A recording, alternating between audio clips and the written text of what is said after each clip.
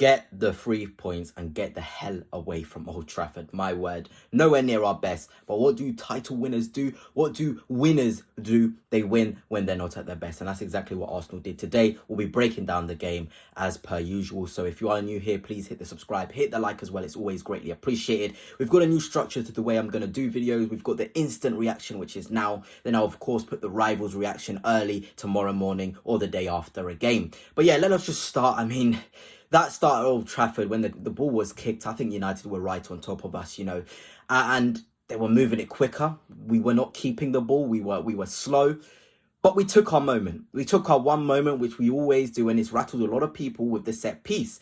And it was a really, really good routine. Put the pressure on the goalkeeper. I think it was Saliba. And then have Calafiori just nod it into the back of the net. I think Calafiori was one of our better performers today. I think he got on the ball really, really well and showed that dynamism and the attacking threat. He was going on the overlap, going on the underlap as well. He showed that he can be an integral part to Arsenal Football Club. And I think he dealt pretty well with Mbeumo. It's not easy to go up against Mbeumo. We all remember last season when Mbeumo was at at Brentford, when he was at, the Brentford Stadium, and how he scored against us, and Calafiori was just not near enough to him, and those moments cost you. But today he got his distances correct. Yes, Mbeumo had little moments of threat, but nothing that would really have you concerned other than that header in the second half when Calafiori was no longer on the pitch. But I do think Calafiori is going to be a key cog into Arsenal and having us be a lot better in the attacking phases. Genuinely do believe Calafiori is going to improve us going forward. And I think, the likes of Martin Ødegaard, I did criticise him in the first half because I feel like he's not killing those transitions. He's not picking the right passes.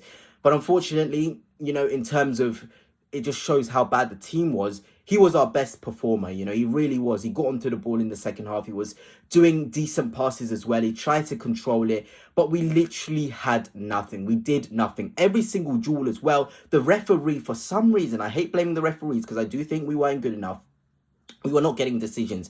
Every single decision, it just felt like it was going to Manchester United. Maybe it's just me watching, but it just felt like that. But like I said, what do winners do? They adjust to that sort of thing. They genuinely adjust to it. They sort of find a way without having to sort of use those things as a complaint. And that's what Arsenal did. You saw at full time what Bruno Fernandes was doing, complaining this, that. No, if you're a winner like Arsenal Football Club are, they're winners. They want to be winners. They dug deep, regardless of the decisions they felt were unfair. Genuinely do. Also, a massive shout out to, David Raya in goal. He was absolutely fantastic today. The saves he did was unreal.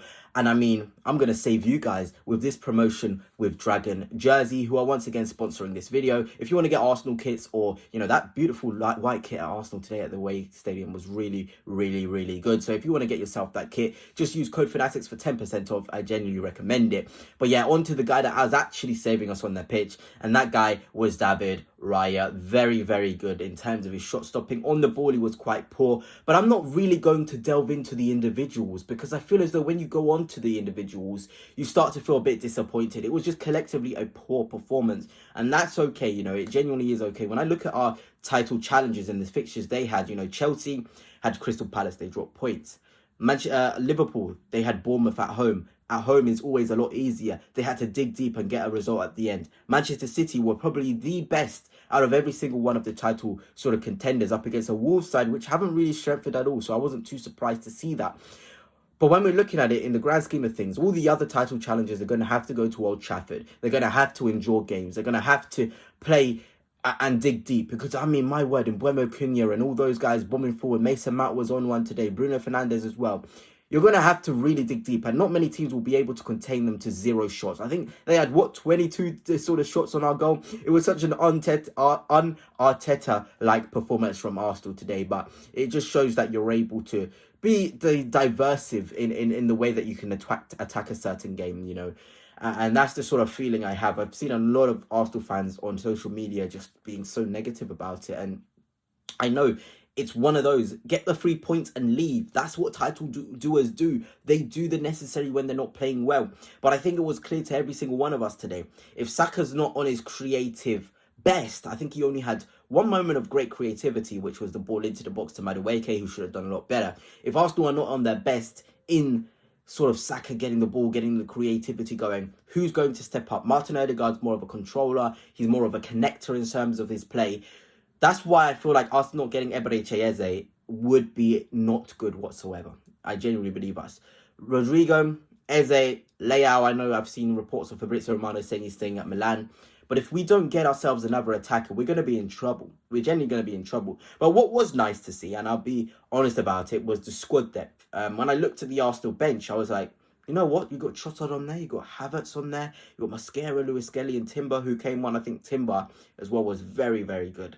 Very, very good. A big shout out to Julian Timber back there. Because coming on 1v1 against Cunha, it's not easy. We saw what he did to Ben White and the danger he had in terms of driving on the ball. When Timber came on, it kind of nullified the Cunha impact on the game. And that's what these good 1v1 defenders have. And this is what's good about having different profiles at the back. If you feel like you want somebody who's a lot better going forward, have Ben start the game. I think what we expected and what we wanted was a bit more control and a bit more sort of time for our fullbacks to get forward into attacking positions. That didn't happen. So when we needed somebody to dig in and be 1v1 very good, we know Julian Timber is that guy. And he came on and he did his job. He did his job really, really well. I feel like, you know, Dorgu's overlaps as well. He had come off, Dorgu's overlap sort of had to stop because he knew about the threat of someone like Julian Timber winning a duel and then playing a quick one towards Saka down the line. It's those small details. The Premier League has become sort of very much about those small, finer details. Games like this are decided in those small details of Bayern Munich not being strong enough and Arsenal being sort of clinical in that sense. That's what I was sort of getting from things. And I want to sort of end talking about the new signings. And let me know your thoughts on the new boys. I think there was nice things in there. Gyökeres in particular, I think, kind of struggled when he wasn't dealing out wide. When he comes shoulder to shoulder, I said it before, Gyökeres is one of the strongest centre forwards in Europe in contending with defenders. We saw him bundle over Matthias de Ligt. But when it's in the central position, when he has to really hold it up, he wasn't that great. He generally did struggle. And for Arsenal, you know, that's something we need to think about. Is that sort of a game where Gyökeres needs to be? We saw him go 1v1 and trip over the ball. But look, it's Old Trafford. We know about United fans and how salty they were that Gyökeres didn't pick them. Yeah, that's just what it is. I'm not going to delve too much into Gyökeres' performance. They had some nice little touches in there, but ultimately he had 0 proper shots on goal, and that's not good enough in terms of for the future of Arsenal Football Club. If a game like that, your centre forward isn't getting any shots. Even Havertz, when he came in, I'm a fan of Havertz. I think he should be starting over Gyökeres every week, but he didn't have any shots either. You know, it was just one of those games where can you make a massive understanding out of it and know what happened there? Even Madueke coming on, apart from that chance towards the end, didn't really do much better than Martinelli.